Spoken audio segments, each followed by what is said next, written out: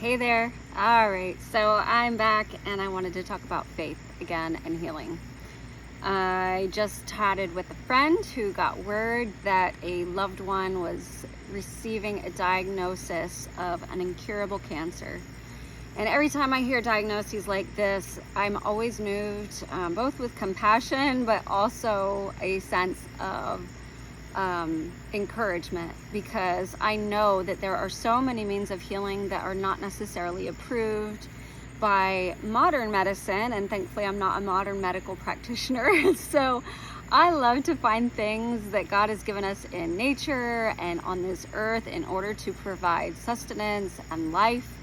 And I am reading a verse in Hebrews. Today it is Hebrews 11 verse 7. I'd like to share that with you. By faith Noah, being warned of God of things not seen as yet, moved with fear, prepared an ark to the saving of his house, by the which he condemned the world and became heir of the righteousness which is by faith.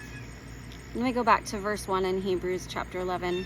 Now faith is the substance of things hoped for, the evidence of things not seen.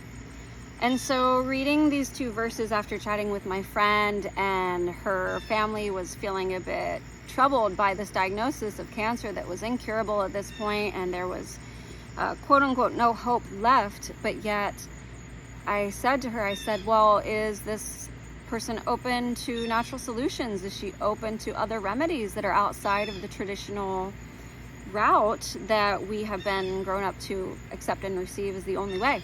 And she said yes. And I think sometimes when we get to the end of our rope, we're willing to try anything, but it's unfortunate that we don't turn to faith and to what God has given us well before that, living a life of prevention. So in any case, here we have Noah being warned of things that he hadn't yet seen, and moved with fear through what he was shown.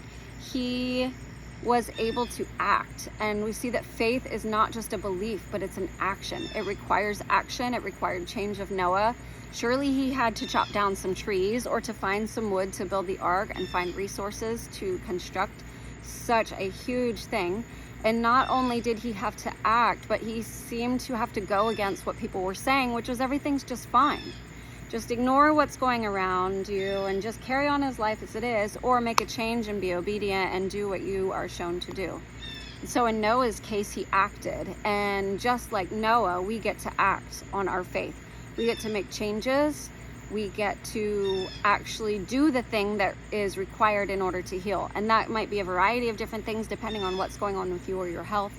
In your case, maybe you don't have the C word. Maybe you have something else going on. Maybe you've got a diagnosis of a myriad of other conditions. But the point is that there are many things that God has offered us for our provision, just like he gave Noah answers on how to build that ark. And he gave him the inspiration and the vision ahead of time. He showed him by warning things that he had not seen yet. He showed him what to do and how to prepare. And so if we are mindful, if we ask God, he can show us how to prepare and how to resolve any problem that we have. We just get to go to ask him. James 1, 5 and 6. Let me turn there real quick.